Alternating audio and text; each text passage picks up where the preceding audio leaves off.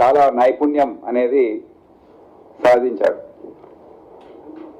దాని తర్వాత regional committee మెంబర్గా ప్రమోషన్ ఇవ్వడం, నాగ్పూర్ టెక్నికల్ డిపార్ట్మెంట్ టీంలో 4 సంవత్సరాలు పనిచేయడం, 2005లో జార్ఖండ్కి ఇతన్ని బదిలీ చేయడం జరిగింది. తర్వాత స్టేట్ కమిటీ మెంబర్ 2006లో అక్కడ Bihar Jharkhand special area committee మెంబర్గా కొనసాగించడం, 2010లో బీహార్ స్టేట్ కమిటీలో అతన్ని షిఫ్ట్ చేయడం, 2017లో కీలకమైన ఘట్టం సెంట్రల్ కమిటీ మెంబర్గా అతన్ని నియమించడం జరిగింది ఈస్టర్న్ రీజనల్ బ్యూరోలో. దాని తర్వాత బీహార్ జార్ఖండ్ స్పెషల్ ఏరియా కమిటీలో పనిచేయడం, కోల్హన్ ఏరియా ఆఫ్ జార్ఖండ్లో స్టేట్ మిలిటరీ కమిషన్ ఏదైతే ఉంటుందో అక్కడ ఒక మెంబర్గా కొనసాగడం, వచ్చే 3 సంవత్సరాలు ఆ ఏరియాలోనే టెక్నికల్ డిపార్ట్మెంట్కి హెడ్గా వ్యవహరించడం, సెక్రటరీగా ఉన్న పదోన్నతి సాధించడం అనేది జరిగింది. ముఖ్యంగా నైపుణ్యం ఫైర్ ఆర్మ్స్ తయారు చేయడం, మోటార్స్ తయారు చేయడం, rocket propelled grenades, booby traps ఏర్పాటు చేయడం, ఒక పథకం ప్రకారం ల్యాండ్ మైన్స్, క్లేమోర్ మైన్స్ ఎక్కడ పెట్టాలి ఏంటి అనేది ప్లాన్ చేయడం, ప్లస్ వారికి మావోయిస్ట్ కార్డర్ ఏదైతే ఉంటుందో వారికి ఏ విధంగా వెపన్స్ తయారు చేయాలో, రిపేర్ చేసుకోవాలో, మెయింటైన్ చేసుకోవాలో, టెక్నికల్గా ఏ విధంగా హ్యాండిల్ చేసుకోవాలి, ఈ అన్నిట్లో వీరు ఆ సెంట్రల్ కమిటీలో ఉండి మొత్తం డిపార్ట్మెంట్ ఏదైతే ఉంటుందో దానికి ఇన్ఛార్జ్గా వివరించడం జరిగింది. మేడారి దానమ్మ గామలపాడు గ్రామం, దాచిపల్లి మండల్, గుంటూరు డిస్ట్రిక్ట్ చెందిన ఆమె 1st class to 7th class Dachepalli government school గుంటూరులో చదివింది. తర్వాత పస్నూరి నరహరిని 1980 సంవత్సరంలో కలిసి 88లో వివాహం చేసుకుంది. దాని తర్వాత బెంగళూరులో డెన్ కీపర్గా ఉన్న సమయంలో ఆయనతో అక్కడే నివసించి తర్వాత ఆయనతోనే ఈ జార్ఖండ్, సౌత్ బస్తర్ తర్వాత జార్ఖండ్కి బదిలీ కావడం, ఇద్దరు కలిసి కట్టుగా అక్కడ ఉండడం, అక్కడ కూడా ఆమెకు టెక్నికల్ డిపార్ట్మెంట్లో ఒక సభ్యులుగా పెట్టడం, మరి డిస్ట్రిక్ట్ కమిటీ మెంబర్గా ప్రమోషన్. దాని తర్వాత 2004లో ఆమెని అరెస్ట్ చేయడం జరిగింది నాగ్పూర్లో. నాగ్పూర్ సెంట్రల్ జైల్లో దాదాపు 7 సంవత్సరాల పాటు ఉంది. తర్వాత బెయిల్ పైన బయటకు వచ్చి మళ్ళీ పార్టీలో జాయిన్ అయి యూజీ అయిపోయింది.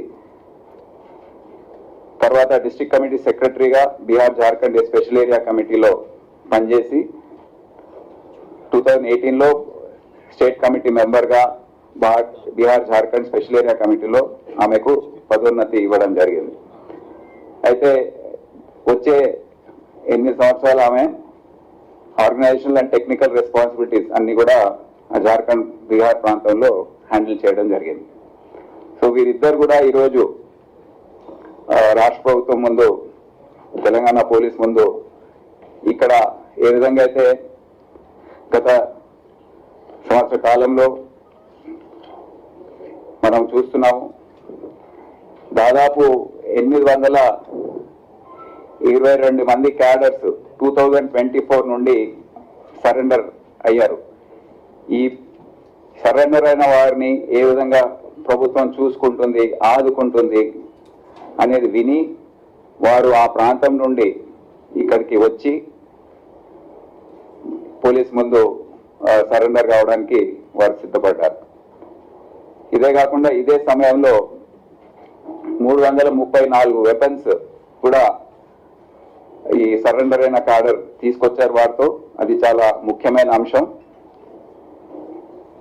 ఇదే కాకుండా ఇప్పుడు ప్రస్తుతం మనము అంచనా వేసుకుంటే దేశంలో ఈ మొన్న జరిగిన జార్ఖండ్ లో 15 సరెండర్స్ తర్వాత, ఈ రోజు వీరిద్దరు సరెండర్స్ తర్వాత 47 మంది కేవలం మొత్తం దేశంలో మావోయిస్ట్ క్యాడర్ యూజీలో ఉన్నారు.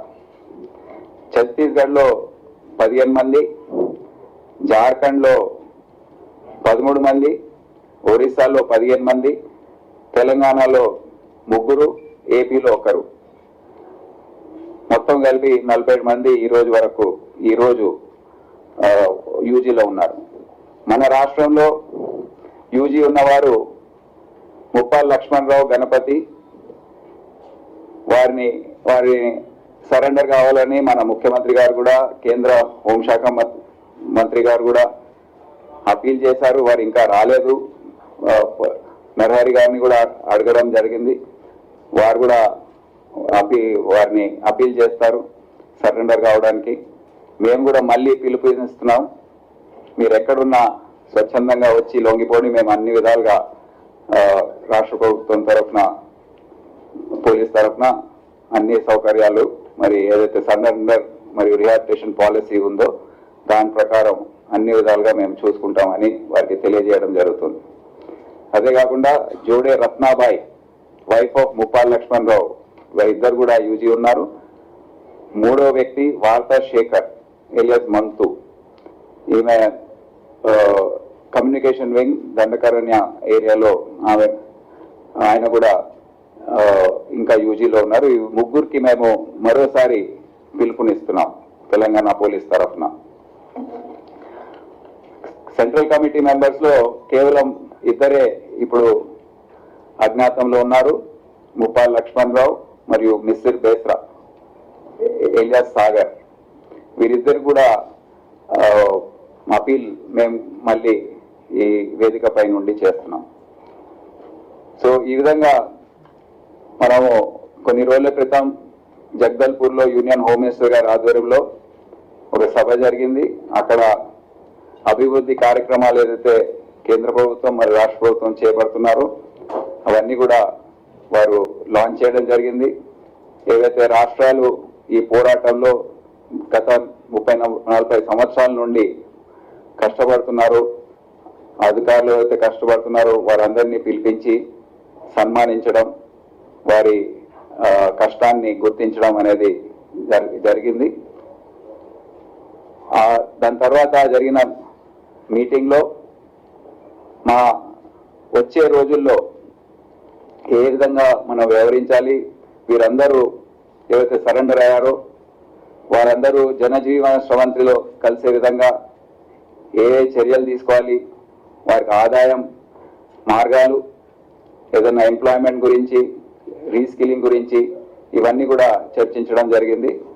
సో మా తరఫున తెలంగాణ పోలీస్ మరియు తెలంగాణ ప్రభుత్వం తరఫున ఏవైతే కన్సర్న్ డిపార్ట్మెంట్స్ ఉన్నాయో, కలెక్టర్స్ కానివ్వండి, ఇతర అధికారులు, వారందరూ కూడా ఏకతాటిపైకి వచ్చి వీరందరూ ఏం చేస్తున్నారు, ఏ విధంగా వారి జీవన శైలి ఉంది, ఏ విధంగా వారికి సహాయం చేయొచ్చు, ప్రభుత్వ పరంగా వచ్చే పథకాలు ఏవైతే ఉన్నాయో, ఈ రోజు వీరికి ఏదైతే రివార్డ్ మనీ ఉందో 25 లక్షలు మరియు 20 లక్షలు వారికి అందజేయడం జరిగింది.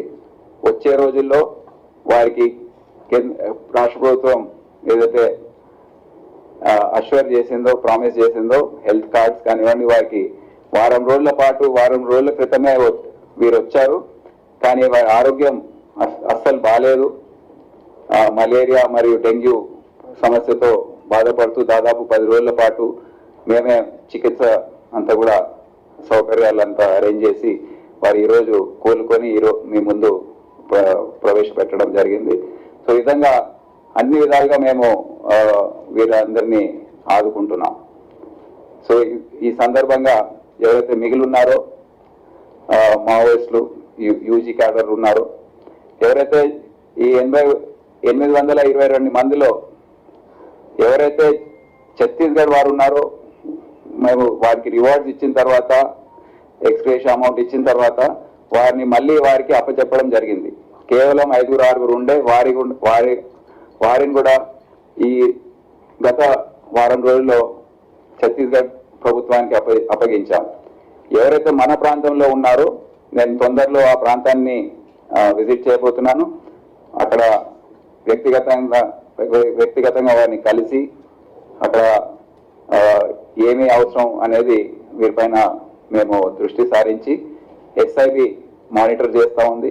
సో ఈ చర్యలన్నీ కూడా మేము తీసుకుంటామని మీకు తెలియజేస్తున్నాం.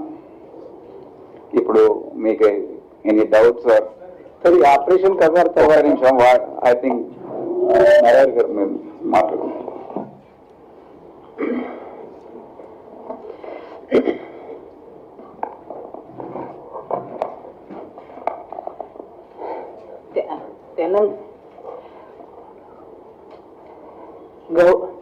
గౌరవనీయులైన తెలంగాణ ముఖ్యమంత్రి రేవంత్ రెడ్డి గారికి మరియు డిఐజీ సివి ఆనంద్ గారికి మా హృదయపూర్వక కృతజ్ఞతతో పాటు నమస్కారాలు తెలియజేస్తున్నాం. దానితో పాటే ఏడీజీ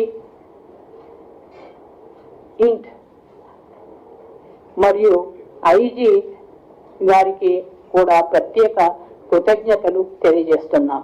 ఈ సందర్భంగా ప్రెస్ మిత్రులందరికీ మా హృదయపూర్వక వందనాలతో పాటు మేమందరము ఈ సందర్భంగా మెయిన్ స్ట్రీమ్లోకి వచ్చినందుకు మీరందరూ కూడా మాకు సహకరించాలనేది మా విజ్ఞప్తి చేస్తున్నాం. ఇది భారతదేశంలో పార్టీ నష్టాల కారణంగా డీకే, జార్ఖండ్, తెలంగాణ మిగతా ప్రాంతాలలో నష్టాలు చవి చూసినందున సాయుధ పోరాటం అనే ఏదైతే దారి ఉందో అది ప్రస్తుతము కష్టాలమయంగా కనిపిస్తున్నది. దాని కారణంగా తెలంగాణ సర్కారు కల్పించిన మెయిన్ స్ట్రీమ్లో భాగంగా అందులో ఉండే అనుకూలతల కారణంగా మేము మెయిన్ స్ట్రీమ్లో తెలంగాణ మెయిన్ స్ట్రీమ్లోకి కలవాలనేది మేము జార్ఖండ్లోని Misir Besra PB member CC member ఆధ్వర్యంలో వారి దగ్గర అనుమతిని ప్రాప్తించి వారి నుండి అనుమతిని పొంది మేము తెలంగాణ సర్కారు ముందు, తెలంగాణ పోలీసుల ముందు మేము మెయిన్ స్ట్రీమ్లో భాగంగా వెళ్తామనే విషయాన్ని తెలియజేశాము. వారు కూడా మాకు అనుమతించారు. మీరు మీ ఆలోచన ఎలాగున్నా మీరు వెళ్ళవచ్చు, దానికి ఎలాంటి అభ్యంతరము లేదు అనేది అక్కడి పీబీ మెంబరు మిశ్రి బిస్రా తన అభిప్రాయాన్ని తెలియజేశారు. ఇది ప్రజలందరికీ మేము తెలియజేసేది ఏంటంటే ఈ సందర్భంగా ప్రజలందరికీ మా హృదయపూర్వక వందనాలతో పాటు పేద ప్రజలు తప్పకుండా ఏనాడో ఒకనాడు వాళ్ళ హక్కులను సాధించుకొని లీగల్ పద్ధతుల ద్వారా ఈ దేశానికి ఉపయోగపడతారనేది మా ఆశ. మేము కూడా వాళ్ళకు శాంతియుతంగా ఆ ప్రయోజనం చేయాలనేది మా ఆశగా ఉంది. ఇంతే నేను చెప్పదలుచుకున్నది. ప్రస్తుతం పరిస్థితి ఎలా ఉంది అక్కడ? సరే, ఒక సభ్యు అందరికీ మీకు ఒక విషయాన్ని ఈ ప్రెస్ మీడియా తరఫు నుండి చెప్పదలుచుకునేది ఏంటంటే, జార్ఖండ్లో ఉన్న CC PB member misri Bisra దాదా, పూర్వ సచివ్ గణపతి గారికి మేము ఈ ప్రెస్ మూలకంగా తెలియజేసేది ఏంటంటే, తెలంగాణ సర్కారు కల్పించిన అనేక సదుపాయాలు, దానితో పాటు దేశంలో ఉన్న పరిస్థితులు మనకు అనుకూలించని పరిస్థితుల కారణంగా వారు కూడా ఈ మెయిన్ స్ట్రీమ్లోకి వచ్చి చేరి తెలంగాణకు లో ప్రజలకి, తెలంగాణ సర్కారుకి దగ్గర వచ్చి మెయిన్ స్ట్రీమ్లో కలవవలసిందిగా తెలియజేస్తున్నాం. మీరు పోలిట్ బ్యూరో చెప్పొచ్చారని చెప్పారు కదా, పీబీకి ఇప్పుడు ఎవరున్నారు, పీబీకి సంబంధించిన వ్యక్తులు ఎవరు ఇప్పుడు? ఆ, ఇది పిబి మిశ్రీ బిశ్రా అనే కామ్రేడ్ ఇప్పటికీ పీబీగా కొనసాగుతున్నాడు జార్ఖండ్లో. మిశ్రీ బిశ్రా ఏది జార్ఖండ్లో బీజేఎస్ఎఫ్. ఇక చాలని వాళ్ళకు ఆయనకు వద్దు. DGP Sahab, Avinash Pujari from IANS. My question to you is, at one side, Amit Shah ji says कि हम नक्सल मुक्त भारत बना चुके हैं, एक तरफ आप अपील कर रहे हैं, क्या ये कॉन्ट्रडिक्टरी नहीं है? नहीं, कोई कॉन्ट्रडिक्शन नहीं है इसमें। ये बात है कि ऑलरेडी ऐसे समय आ गया है कि वो निहत्थे हैं, अभी वो कोई तरीके के ऑपरेशन नहीं कर पाएंगे और वेपन्स पूरे दे दिए हैं, समर्पण किए हैं और केवल देश में 47 लोग अभी यूजी हैं। तो ये भी सब हर जगह फैल